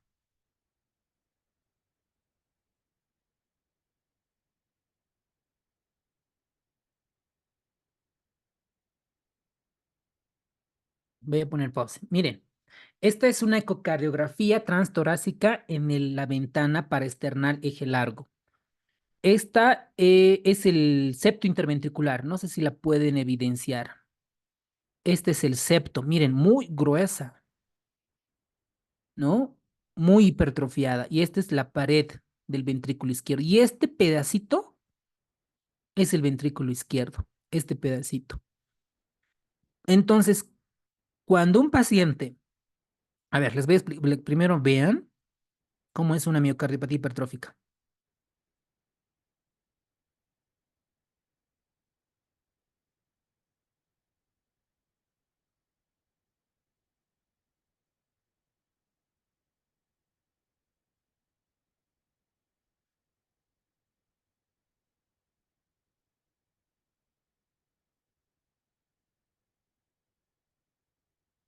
Otra vez, miren. Ahí está. Miren, este es el septo interventricular. Ese es el septo interventricular. Esta es la pared del ¿no? El ventrículo izquierdo. Este es el ventrículo izquierdo. Entonces, un paciente que pierde líquido, ¿qué creen que pasa? Pierde líquido, pierde precarga y estos se besan, se unen. Y al unirse, ya no sale aquí a la aorta el volumen sistólico. Entonces, a un paciente que tiene hipertrofia miocárdica, tenemos que darle volumen, aumentar la precarga. Entonces, al aumentar la precarga, el volumen, esto se va a llenar y va a tener un buen volumen sistólico. Pero imagínense que le quito la precarga, le disminuyo la precarga. ¿Por qué? Porque tiene diarrea o porque le doy nitratos, porque venodilata, disminuye la precarga. Entonces, este volumen sistólico ya no sale, digamos, 80 ml, sino 30, 40 y el paciente hipotensa y se muere. Por eso es que los nitratos están contraindicados en miocardiopatía obstructiva hipertrófica. ¿Por qué? Porque disminuye la precarga, porque es venodilatador, señores. A mí de nada me sirve que ustedes memoricen. Necesito que entiendan el por qué y el de cómo. Eso hace un buen clínico. ¿Ok? Los beta bloqueadores, su reacción adversa, habíamos dicho que es la depresión, la bradicardia, el broncoespasmo. Habíamos comentado que en crisis asmática, en época exacerbada, tenemos que tener mucho cuidado. Y las contraindicaciones, obviamente, paciente que esté con bradicardia es que extrema, en choque cardiogénico, en crisis asmática, en vasculopatía periférica grave, en falla cardíaca, todo paciente que tenga disminución de la presión arterial y frecuencia cardíaca. Antagonistas de los calcios, lo mismo, similar a los beta bloqueantes. Y la ranolacina se ha demostrado que predispone reacciones adversas como mareos, estreñimiento y síndrome de intervalo de QT largo. Y está contraindicado en pacientes con cirrosis hepática. ¿Ok? Luego tenemos otros medicamentos que vamos a verlos esto en la insuficiencia cardíaca, sobre todo con relación a la ivabradina. Sabemos que la ivabradina es un inhibidor específico del nodo sinusal de los canales de sodio que están indicados en pacientes que tienen mayor o igual a 70 latidos por minuto o en combinación con un beta bloqueante o disfunción sistólica del ventrículo izquierdo. Y el manejo, la prevención secundaria con agentes antiplaquetarios, inhibidores del sistema renina-angiotensina-aldosterona y la prevención secundaria y tratamiento con los beta bloqueantes. ¿Cuáles de los beta bloqueantes han demostrado disminución de la morbimortalidad? Carvedilol, metoprolol y el bisoprolol. Tratamiento antianginoso, principalmente los nitratos, porque vasodilatan. Y aquí en nuestro medio tenemos el dinitrato disosorbide y el mononitrato disosorbide. Y los moduladores metabólicos, que tenemos la ranolacina. En pacientes que tienen angina y falla cardíaca, ahí se predispone manejar primero la falla cardíaca. Y con eso terminamos. Esto es clave, señores. Clave, clave. ¿A quiénes vamos a revascularizar? ¿A quiénes vamos a revascularizar? A pacientes que estén en fases inestables de la enfermedad, que a pesar de darle nitrato, a pesar de darle beta bloqueantes, a pesar de darle calcio antagonistas, a pesar de darle moduladores metabólicos, el paciente continúa con dolor torácico. A esos pacientes vamos a tienen indicación de revascularización. ¿Ok? Principalmente. Aquí tenemos un algoritmo para el tratamiento con cardiopatía isquémica. Iniciar el tratamiento médico. Reducir al mínimo los factores de riesgo y ASA o clopidogrel si no lo tolera ASA. ¿Existe signos de alto riesgo? Sí, tiene una menos del 40% de la fracción de eyección. Tiene sí, se refiere a una arteriografía coronaria, un cateterismo cardíaco. ¿Las características anatómicas indican que el paciente es idóneo para revascularización? Sí. ¿Cómo está? Tiene afectación. Miren, un solo vaso, una arteria coronaria, ahí está indicado la PCI, que es la intervención coronaria percutánea, es decir, el stent, señores, el stent. ¿Ok? Si tiene afectación de múltiples vasos, 3 vasos, la arteria coronaria derecha, la descendente anterior, la circunfleja, 3 vasos, 2 y 3, ahí voy a la cirugía de revascularización. Eso no se puede olvidar. ¿Ok? Enfermedad de 3 vasos es indicación de revascularización coronaria. Entonces, aquí tenemos la intervención percutánea, sobre todo a pacientes que son resistentes al tratamiento y que tengan 1 o 2 vasos de lesión. ¿Ok? La derivación coronaria, ustedes ven acá, miren, esta imagen se saca de la aorta una rama y tenemos aquí, por ejemplo, la mamaria, una de estas, para hacer la revascularización. O también se puede utilizar la safena como puente entre la aorta y la arteria coronaria distal que está con la lesión obstructiva. ¿En quiénes se van a realizar la derivación coronaria con injerto? En pacientes que no tengan una comorbilidad grave y que sabemos que dentro de estos el 10 al 20% de los casos se producen oclusión de estos injertos, pero principalmente en pacientes que tienen enfermedad de 3 vasos. 3 vasos, ahí está indicado la derivación coronaria con injerto. ¿Ok? Muy bien, señores. Ahora sí, vámonos a las preguntas. ¿Qué preguntas no han podido contestar del examen? Digo, de las preguntas que les han enviado. Vamos a irnos a repasar algunas preguntas. ¿Preguntas hasta acá? Ninguna, sor. Repaso para ustedes. ¿En quiénes están indicado la revascularización coronaria? El libro de Harrison nos da como 6 opciones. Ya, muy bien. Diabéticos. Muy bien. ¿En quiénes están contraindicados los beta bloqueantes?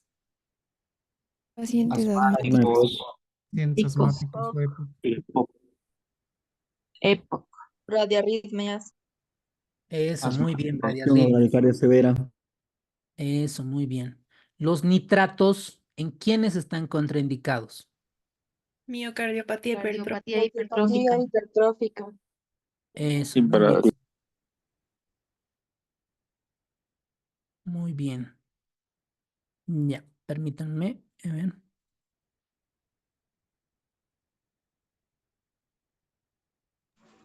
Muy bien. A ver, vamos a resolver algunas preguntas, las mismas preguntas que les han enviado en PDF. Ya las están subiendo a la parte eh, de casos clínicos y autoevaluaciones. Muy bien, vamos a comenzar ahora a resolver algunas preguntas. No sé si tienen alguna pregunta del PDF que les han enviado. Yo quedé con una pequeña duda, doctor. A ver, dale, doctor. En la pregunta 33, no sé si puede volver. Ya, a ver, voy a abrir el PDF. Permítanme un ratito.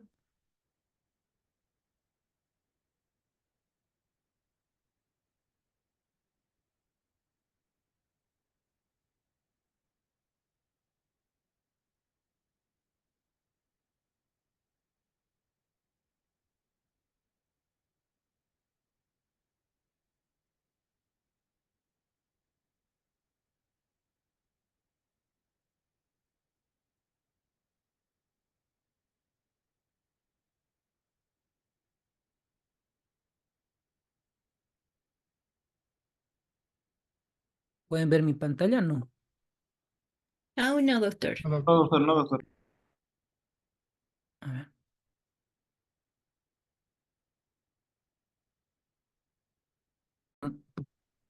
Perdón por no grabar. La causa más frecuente de la cardiopatía isquémica es el ataque aterosclerótico, ¿no? En la placa de una arteria epicárdica o varias, que disminuye la circulación sanguínea en una región y la perfusión insuficiente. Perfecto, muy bien, doctores. Siguiente pregunta. Una de las siguientes opciones no tiene relación a la cardiopatía isquémica. Esta es una pregunta similar que ha ingresado en los exámenes previos. ¿Cuál es la respuesta? Pueden contestar en el chat.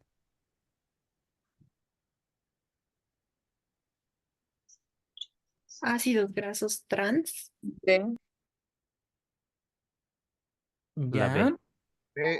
Insaturado. Eso, Insaturado. muy bien, muy bien. Entonces, miren, como se han dado cuenta, esto en la clase no lo vimos, porque no puedo repetir todo lo que dice el libro, ¿verdad? Hay puntos claves. Entonces, estas preguntas, todos los días la vamos subiendo, vamos creando, vamos subiendo, como caso clínico o flashcard, ¿no? Entonces, es importante las preguntas. Y el doctor que comenzó y otro doctor es, doctoras, igual, es el ácido cis insaturados. Entonces, la cardiopatía isquémica guarda relación estrecha con la alimentación en grasas de tipo trans. Ojo, grasas trans. Carbohidratos, Transexual. perdón. Carbohidratos, tabaquismo y vida sedentaria. Perfecto, muy bien. Veamos a las otras. Esta sí la vimos en la clase. ¿Cuáles son los factores determinantes de la necesidad de oxígeno por parte del miocardio? Pueden contestar en el chat. Todos. Eso, ya están capísimos. O sea, ya el cardiopatía isquémica lo están dominando. Me parece genial. Muy bien, señores. Todos es la respuesta. El miocardio controla el suministro de oxígeno, bla, bla, bla, bla. Los factores determinantes de la demanda de oxígeno son frecuencia cardíaca,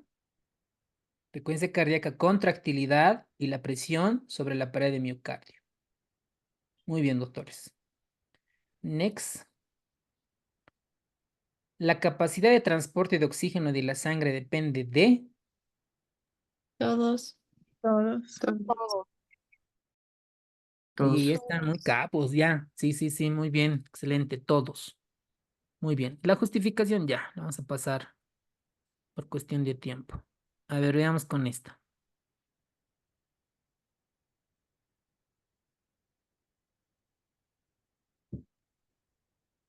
El HDL. HDL. Tiene que ser menor, HDL menor a 40. Eso, muy bien. Bien, doctores. Yo creo que si están en este ritmo, van a entrar en los primeros lugares, señores. A un principio uno cuando comienza el curso está motivado, disciplinado, bien, ¿no? Pero o sea, cuando llega septiembre, noviembre, baja, ¿no? La motivación, etcétera. Y ahí pues depende mucho también de sus compañeros, etcétera. Vamos a estar viendo. ¿Ok? Perfecto. El HDL es el colesterol bueno. Todo el mundo lo sabe. Es el colesterol que limpia las grasas de nuestro cuerpo. Cuanto mayor colesterol HDL tengamos, mucho mejor. Excelente, doctores. Muy bien. Vamos con esta.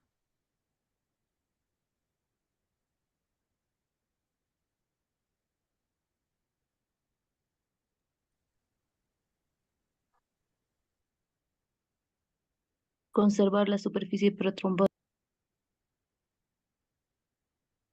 Disminución de la diabetes. Conserva la superficie protrombótica. En sí, el endotelio normal tendría que ser antitrombótico, porque si no toda la sangre estaría coagulada. Excelente su análisis, doctor. Ahí viene mucho su lógica, ¿no? Su criterio que ha formado. Muy bien. Excelente, doctor. Obviamente, no puede ser protrombótico, todos estaríamos coagulados, ¿no? Con embolias, infartos, enfermedad arterial periférica, ¿no? Muy bien, doctor. Vamos con esta. Todos son parte. Todos. Todos. Ok. Alguno podría dudar con esto, ¿no? Matriz intracelular debajo de Sí. la íntima, ¿no? Pero como ya tienes dos correctos, acumulación de grasa, fibroblastos, células de músculo liso, entonces, si ya tienes dos correctas, todas son parte, ¿no? Y aquí en la justificación dice claramente, ¿no? Se define a través de cambios funcionales, esto lo culminan, acumulación de grasas, células de músculo liso, fibroblastos, matriz intracelular por debajo de la misma. Muy bien. Esto está un poco ya difícil.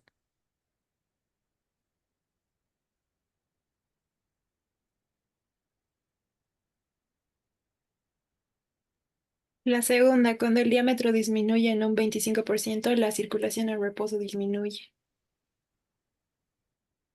Muy bien. ¿Y cuánto debería de ser de diámetro? ¿Qué dice Harrison? 80%. Eso, doctor. Muy bien. Esta es una pregunta difícil, ¿eh? Yo creo que ese de valor de memorizar el 85% hasta febrero, ojalá, pues se mantenga en nuestra memoria, en el hipocampo. Pero pues sí está difícil, ¿no? Está. Entonces, vamos a ver. Excelente.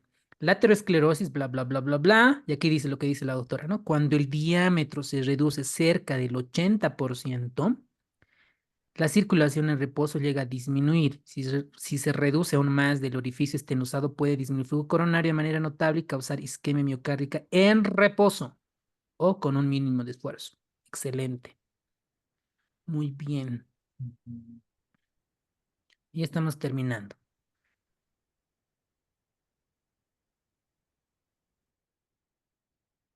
Aumento de antitrombina 3. El antitrombina. Bien, cuál es el argumento? ¿Cuál es la explicación? Es que la antitrombina es un mecanismo para evitar que se formen coágulos. Por eso es antitrombina. Eh, Muy bien, doctor. ¿Y qué es medicamento actúa un... sobre la antitrombina o potencia la antitrombina? ¿No son Leparina. las ¿La heparina? Eso, Heparina. Noelia Linares. Bien. Bien, Noelia. Bien, doctora Linares. Bien. La heparina, ¿no? La heparina sódica, la enoxaparina, pues son medicamentos anticoagulantes, ¿no ven? Entonces, el mecanismo de acción es potenciar la antitrombina, ¿no? Es potenciar la antitrombina. Perfecto. Ujú.